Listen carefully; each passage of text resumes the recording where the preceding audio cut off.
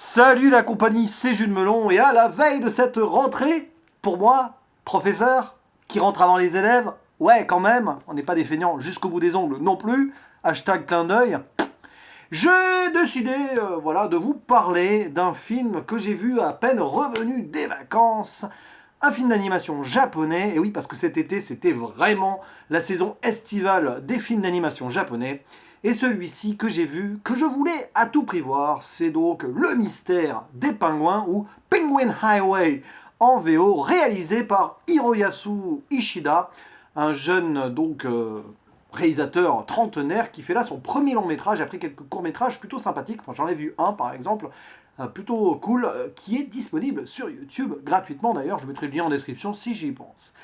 Et ce film, voilà, je reviens de vacances, j'ai pas eu le temps de voir de films ces 2 dernières semaines. Là, il y a la rentrée qui se précipite, il y a beaucoup d'œuvres plutôt sympas qui sont sorties, mais j'ai dû faire un choix et mon choix s'est porté vers ce mystère des pingouins parce que le trailer que j'avais vu, avant Wonderland d'ailleurs, le Royaume sans pluie, m'avait bien hypé, m'avait bien plu. D'ailleurs, je crois que c'était avant Les Enfants de la Mer. Bon, bref.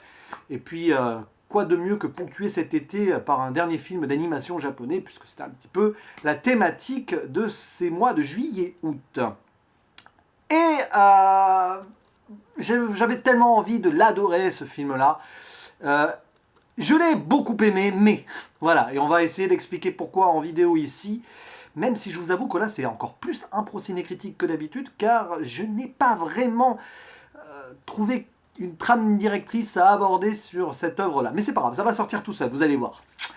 Quelle est l'histoire de ce mystère des pingouins? Bon, déjà, petite parenthèse sur le titre français, c'est un peu dommage de ne pas avoir intitulé ce film La route des pingouins, puisque c'est dit plusieurs fois dans le film, voilà, Penguin Highway. Alors, highway, c'est l'autoroute à la base, Highway to Hell, enfin bon, voilà, un truc comme ça, quoi. Mais bon, là, c'est La route des pingouins, le titre aurait été bien en français aussi, mais je sais pas, les distributeurs ont voulu plus axer cela sur le côté enquête mystérieuse, parce que ça commence en fait comme une enquête d'un jeune garçon qui est en CM1, un gars qui est vraiment très intelligent, qui ne rêve que d'une seule chose, pardon, c'est de devenir adulte, et qui va décider d'enquêter sur l'apparition mystérieuse de pingouins en plein Japon, ce qui est absolument impossible normalement, d'autant plus qu'ils ne se sont pas échappés d'un zoo. Voilà, plein de pingouins dans son village, tout ça, et avec son compagnon, meilleur ami, ainsi qu'une assistante dentaire incroyable dont il est amoureux, enfin incroyable, énigmatique plutôt, mais incroyable aussi aux yeux du gamin du coup.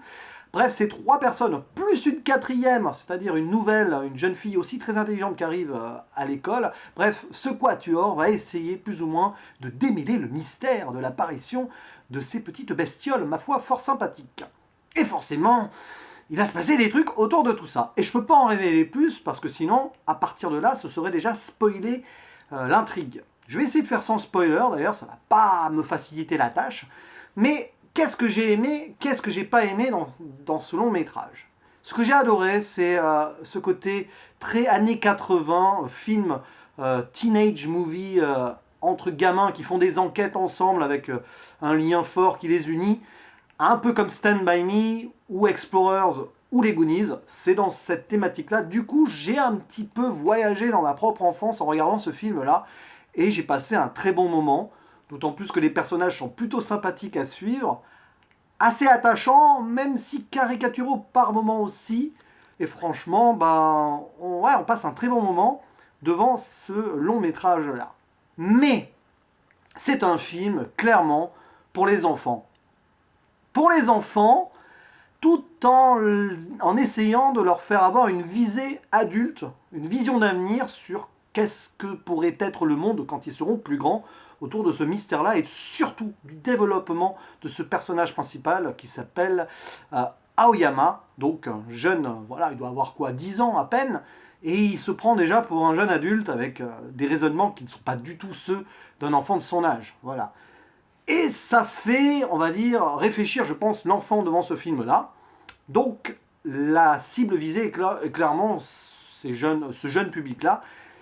Et un jeune public pour lui faire un petit peu ressentir des choses plus adultes. Or, moi, j'ai été en mode adulte qui est retourné en enfance. Du coup, j'ai vu ce film totalement à l'envers de ce qu'il voudrait en fait partagé, je pense, comme émotion. Mais attention, ce n'est pas incompatible. Ça marche, oui, j'ai passé un bon moment. Mais du côté intrigue même, malheureusement, pour moi, ce film est très incomplet. Je pense que c'est un peu aussi dû au remontage qui a été fait pour la version française, parce que oui, apparemment, ce film a été distribué en France sous une autre version. Il y a eu quelques scènes coupées ou remaniées, je ne sais pas trop. Et j'ai l'impression que ça peut venir de là, ce sentiment de, non pas d'incohérence, tout est cohérent finalement. Il y a des non-dits, il y a des zones d'ombre, mais on est prêt à les accepter, sauf que finalement, c'est incomplet, à mon sens. Quelque part, ce film-là aurait forcément mieux marché, mais ça c'est de mon point de vue personnel, en série animée de 10-15 épisodes de 30 minutes, en développant certaines choses en plus. Alors on aurait peut-être perdu une part de mystère, on aurait eu une révélation beaucoup plus... Enfin une révélation, un dénouement beaucoup plus factuel, et ça aurait peut-être perdu ce charme, quelque part poétique et onirique qui vraiment baigne le film, dans lequel le film baigne plutôt, mais bon ça marche dans les deux sens finalement là aussi.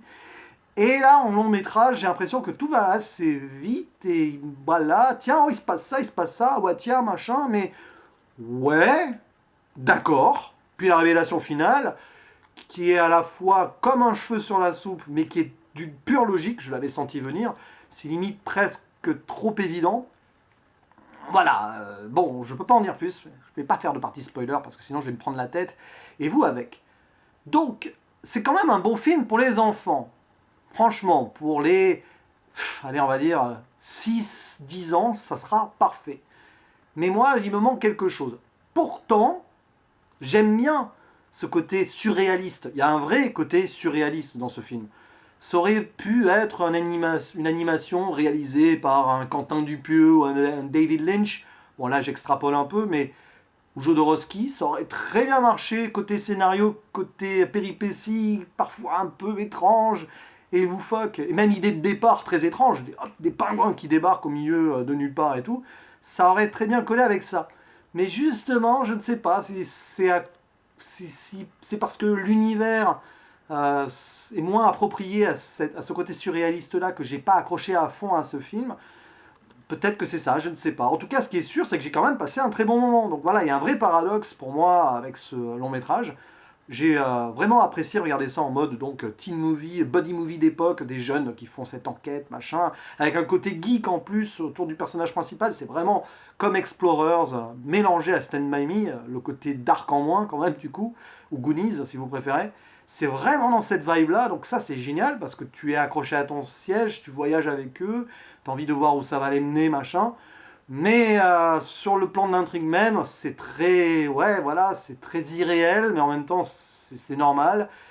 Et ouais, je sais pas si le réalisateur s'est caché derrière cette thématique-là pour, on va dire, assumer ses non-dits ou le ressentiment plutôt incomplet des choses, ou s'il manque peut-être un peu d'écriture à ce niveau-là, je ne saurais le dire. Mais bon, ça, il faudrait que j'ai plus de recul et peut-être un autre visionnage derrière pour mieux l'exprimer.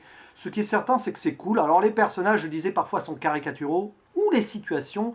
On est dans une école primaire, et évidemment, donc le geek machin, qui est, voilà, qui a qu'un ami et qui est geek aussi, va se faire tyranniser, harceler par les débiles de la classe, qui ont probablement sauté des classes aussi, notamment l'un d'entre eux qui fait 3 têtes de plus. Bon, on est dans ces clichés-là.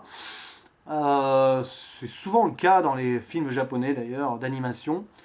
Mais bon, puis la nouvelle qui arrive pas à s'adapter, qui est aussi intelligente.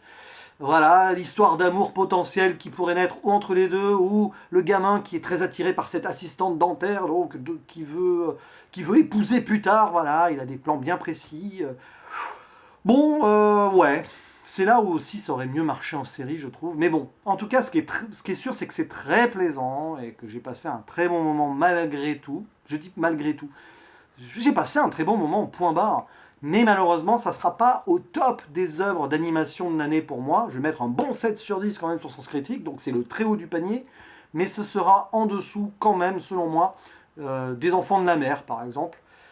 À peu près au même niveau que Wonderland, même si Wonderland, je lui ai reproché d'autres choses. Voilà, c'est deux bonnes animations japonaises, vraiment, mais qui ne marqueront pas pour moi plus que cela l'année 2019, malgré leur réussite, somme toute, intéressante. Dernier mot quand même sur l'animation, qui est plutôt bien, au niveau des couleurs, au niveau d'un certain mouvement, ça se passe plutôt bien. Les personnages moins, je trouve que c'est moins axé sur le personnage, l'animation, plus sur le décor, sur ce qui peut se passer.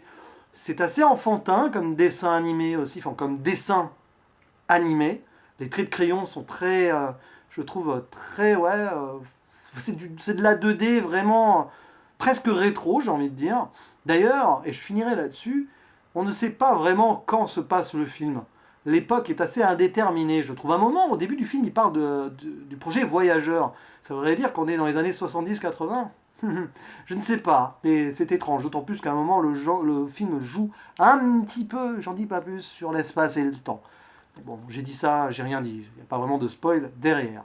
Bref, je vous conseille, si vous avez encore le temps et qu'il est encore à l'affiche, ça fait quand même plus de 2 semaines qu'il y est maintenant, je vous conseille, si vous ne savez pas quoi faire encore avec vos enfants avant la rentrée, de les amener voir ça ce week-end, par exemple. Ce sera une bonne expérience. Personnellement, j'en ressors assez émerveillé sur certains points, mais sur le côté de l'intrigue et sur... je sais pas, voilà. C'est un peu ciné-critique en mode vraiment impro, là. Et j'ai eu du mal à faire cette vidéo. Parce que ce film est difficile à aborder comme ça, après un seul visionnage, je trouve. Mais en tout cas, il est beau, et bien réalisé, et bien fait quand même. C'est ça qui compte. Il faut apprécier les œuvres avant tout, de toute façon. Et pas trop se prendre la tête avec, comme je suis en train de de le faire. Ah! Oh, il faut couper cette vidéo! C'est n'importe quoi! À la prochaine, ciao!